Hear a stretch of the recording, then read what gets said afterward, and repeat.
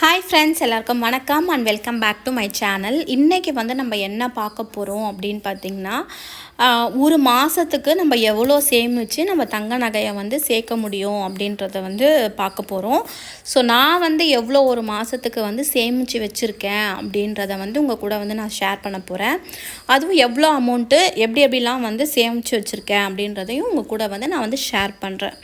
So முதல்ல நான் என்னெல்லாம் ட்ரிக்ஸ் யூஸ் பண்ணுறேன் அப்படின்றத சொல்லிடுறேன். அந்த மாதிரி நீங்கள் ட்ரிக்ஸ் யூஸ் பண்ணி ஒரு மாதத்துக்கு இவ்வளோ ஒரு குறிப்பிட்ட அமௌண்ட்லேருந்து நீங்கள் சேர்த்து வைக்கலாம். ஸோ என்னோடய மந்த்லி இன்கம்மு, அதுக்கப்புறம் என்னோடய எக்ஸ்பென்சஸ்லாம் வேறு மாதிரி இருக்கும். ஸோ அதனால் என்னோடய சேவிங்ஸும் அதுக்கேற்ற மாதிரி மாறுபடும்.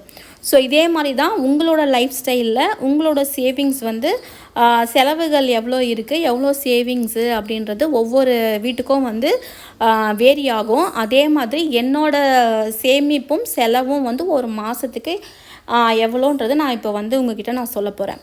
ஸோ என்னோடய சேமிப்பு அப்படின்றத பார்த்திங்கன்னா, எனக்கு மேஜரான சேமிப்பு அப்படின்ற ஹஸ்பண்டோட இன்கம்லேருந்து 50% அமௌண்ட் இஎம்ஐக்கு கட்டுற மாதிரி தான் எப்போவுமே இருக்கும். அதை கொஞ்சம் லாங் டேர்மாக ப்ராசஸ் பண்ணிவிடுவேன். அது எவ்வளோ அமௌண்ட்டு அப்படின்றது பார்த்திங்கன்னா ஒரு 50K அந்த மாதிரி இருக்கும். சரிங்களா? நான் உங்ககிட்ட நான் வித் ரியல் நம்பர்ஸோடு நான் ரிவீல் பண்ணுறேன். அதுக்கப்புறமா பார்த்திங்கன்னா, எனக்கு வீட்டு செலவுக்கு தராங்க இல்லைங்களா? ஸோ எனக்கு ஒரு பர்டிகுலர் அமௌண்ட் ஒரு இடத்துலேருந்து வரும். ஸோ வீடு ரெண்ட்டுக்கு கொடுத்துருக்கேன். ஸோ அதுலேருந்து ஒரு மந்த்லி ஒரு இன்கம் வரும். சரிங்களா? அதுக்கப்புறமா அந்த இன்கம்மை நான் ஜென்ரேட் பண்ணிகிட்டே வீட்டு செலவு பண்ணிகிட்டே இருப்பேன். ஸ்கூல் ஃபீஸு, சாப்பாட்டுக்கு, அப்புறம் மற்ற செலவெல்லாம் நான்வெஜ்ஜு அந்த மாதிரி செலவெல்லாம் நான் பண்ணிகிட்ருப்பேன். ஸோ அதுக்கப்புறமா பார்த்திங்கன்னா திருப்பியும் சேல்ரி வரும். ஸோ அந்த சேல்ரியிலேருந்து எவ்வளோ அமௌண்ட் வேணுமோ அதை எடுத்து நான் அந்த செலவு பண்ணிகிட்ருப்பேன். ஸோ இந்த மாதிரி தான் போயிட்டுருக்கும். ஸோ அடுத்தது வேறு எதனா இன்கம், சோர்ஸ் ஆஃப் இன்கம் இருக்கா அப்படின்றத பார்த்துட்டு அதுலேருந்து ஒரு இன்கம் வரப்பெல்லாம் கொஞ்சம் கொஞ்சம் நாங்கள் மொத்தமாக எடுத்து வச்சு செலவு பண்ணுவோமான்னு கேட்டிங்கன்னா கண்டிப்பாக கிடையாது. ஸோ இதே மாதிரி தான் ஒரு 10 நாளைக்கு செலவு பண்ணிவிட்டு அடுத்த 10 நாளைக்கு இந்த மாதிரி மாற்றி மாற்றி செலவு பண்ணிப்போம். ஸோ இந்த மாதிரி பண்ணுறதால என்னென்னா நான் மணி ஒரே டைமில் ஸ்பெண்ட் பண்ணிட மாட்டேன். அதே மாதிரி மணியும் ரொட்டேஷன்லேயே இருந்துகிட்டே இருக்கும். ஸோ இந்த மாதிரி நீங்களும் ட்ரை பண்ணி பாருங்கள். ரொம்பவே நம்மளுக்கு ஹெல்ப்ஃபுல்லாக இருக்கும். இப்போ ரீசெண்டாக நான் ஒரு இன்வெஸ்ட்மெண்ட்குள்ளே போயிட்டுருக்கேன். ஸோ அதில் என்ன பண்ணியிருக்கேன் அப்படின்றது பார்த்தீங்கன்னா, எனக்கு எவ்வளோ அமௌண்ட் கிடைக்குதோ அதில் ஒரு சில அமௌண்ட் எடுத்து நான் கிரெடிட் ஆன உடனே எனக்கு ரெண்ட்டு கிரெடிட் ஆன உடனே அதில் ஒரு பார்ஷியலான ஒரு அமௌண்ட்டை எடுத்து நான் ஆப் டவுன்லோட் பண்ணி வச்சுருக்கேன்.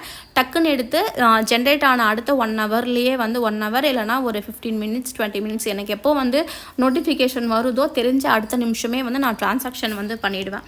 ஸோ இந்த மாதிரி நீங்கள் ஆன்லைன் நெட்வொர்க்கிங் நீங்கள் பண்ணுறப்ப ரொம்ப ஈஸியாக இருக்குது. ட்ரான்சாக்ஷன்லாம் பண்ணுறப்ப நீங்களும் அதே மாதிரி ஆன்லைன் அப்ளிகேஷன்ஸ் நீங்கள் யூஸ் பண்ணுங்கள். ஸோ எனக்கு கடன் இருக்கிறதுனால நான் டேரெக்டாக அந்த ஜுவல் லோனுக்கு நான் பே பண்ணிவிடுவேன். ஸோ ப்ளஸ் எனக்கு நான் அதே மாதிரி என்ன பண்ணியிருக்கேன் அப்படின்னு பார்த்தீங்கன்னா, இவ்வளோ கடன் இருந்தாலுமே கண்டிப்பாக கொஞ்சம் சேமிக்கணும் அப்படின்னு சொல்லிட்டு ஸோ ஒரு ஆர்டி ஓப்பன் பண்ணியிருக்கேன். சேம் பேங்க்லேருந்து அந்த ஆப்பை ஓப்பன் பண்ணி வச்சுருக்கேன். ஸோ எனக்கு ஜென்ரேட் ஆகுது இல்லையா, அதில் ஒரு 1000 ரூபாய் போட்டு வச்சுருவேன். ஸோ அதுக்கு அடுத்தது எனக்கு ஆர்டியில் ஒரு 1500 ரூபாய் போட்டு வச்சுருவேன். ஸோ அதுக்கப்புறமா டிஜி கோல்டும் ஓப்பன் பண்ணலான்னு இருக்கேன். அதுக்கப்புறமா சிட்டு ஸ்கீம் இங்கே நான் ஓப்பன் பண்ண போகிறதில்ல. ஸோ ஹஸ்பண்ட் கிட்ட அங்கே எங்கன்னா சிட்டு ஸ்கீம் இருக்கான்னு கேட்டு கோல்டு ஜுவல்லாம் எடுக்கிற மாதிரி அதுக்கு கொஞ்சம் அமௌண்ட் பே பண்ணிவிட்டு கோல்டு காயினுக்கு நான் என்ன பண்ண போகிறேன் அப்படின்னு பார்த்தீங்கன்னா, டிஜி கோல்டு ஓப்பன் பண்ணி ஒரு 100 ருபீஸ் 200 ருபீஸ் அதுலேயும் கொஞ்சம் சேமித்து வைக்கலான்னு பிளான் பண்ணியிருக்கேன். ஸோ இந்த மாதிரி சேவிங்ஸுன்னு பார்த்திங்கன்னா, இந்த மாதிரி ஹஸ்பண்டோட சேலரி மெயின் சேவிங்ஸு, அது லோனுக்கு இன்ட்ரெஸ்ட்டோடு போயிடும். சரிங்களா? எனக்கு அதில் ஒரு அசட் ஆகிடுது. ஸோ அதுவும் நான் பண்ணிட்டேன். ஸோ ரெண்டாவது விஷயம் பார்த்திங்கன்னா, ஜுவல் லோன் வச்சுருக்கேன் இல்லைங்களா. ஸோ அதில் வந்து மாதம் மாதம் என்னால் முடிஞ்ச அமௌண்ட் ஒரு 1000 2000 அதை வந்து பே பண்ணிகிட்ருக்கேன். ஸோ அதில் வந்து இன்ட்ரெஸ்ட் வந்து கம்மியாகும். ஸோ அதுவும் வந்து எனக்கு ஒரு சேவிங்ஸ் மாதிரி தான். கிட்டத்தட்ட நான் வந்து பார்த்திங்கன்னா ஒரு 50,000 வந்து அடைச்சிருப்பேனே வந்து சொல்ல முடியும். நெக்ஸ்ட்டு வந்து பார்த்திங்கன்னா அதுவும் எனக்கு ஒரு சேவிங்ஸாக வந்து இருக்கும். ஸோ இப்போ வந்து அடுத்தது வந்து ஜுவல் லோன் சீட்டு வந்து பார்த்திங்கன்னா அங்கே தான் வந்து போட போகிறோன்னு சொல்லியிருக்கேன். அங்கே ஸ்டார்ட் பண்ணோன்னா நான் அவங்க கூட வந்து ஷேர் பண்ணிக்கிறேன். சரிங்களா. மேபி நெக்ஸ்ட் மந்த் வந்து கண்டிப்பாக வந்து ஸ்டார்ட் பண்ணிடுவேன். ஸோ டிஜி கோல்டும் வந்து சர்ச் பண்ணிகிட்ருக்கேன். நான் வந்து டவுன்லோட் பண்ணிட்ட உடனே உங்கள் கூட வந்து நான் அதையும் வந்து ஷேர் பண்ணிக்கிறேன். கண்டிப்பாக வந்து எனக்கு டிஜி கோல்டில் வந்து போடணுன்னு ஆசையாக இருக்குது. நான் வந்து ஜஸ்ட்டு வந்து ஸ்வர்ணமால்லையா இல்லை வந்து தங்கமயில்லையா அப்படின்றது கொஞ்சம் வந்து அனலைஸ் பண்ணிவிட்டு அதுக்கப்புறமா வந்து நான் வந்து போடுறேன். ஸோ நெக்ஸ்ட்டு வந்து பார்த்திங்கன்னா நம்மளுக்கு வந்து எதனா ஒரு நீட் இருக்கும்போது அதை பேஸ் பண்ணியே நம்ம ஃபோக்கஸ் பண்ணிகிட்ருப்போம்.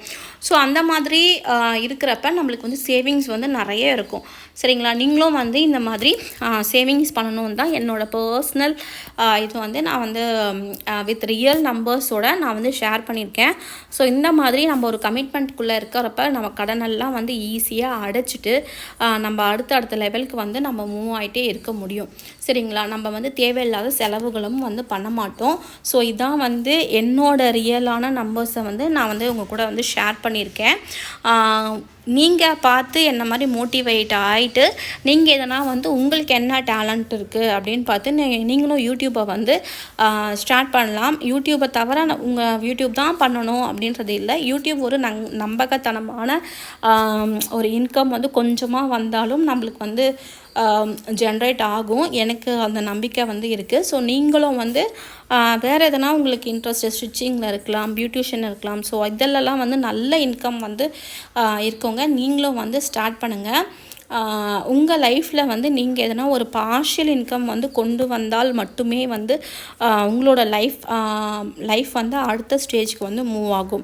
ஸோ நம்ம வந்து கொஞ்சம் டைமில் வந்து எல்லாமே வந்து சக்ஸஸ் பண்ணிட முடியாது.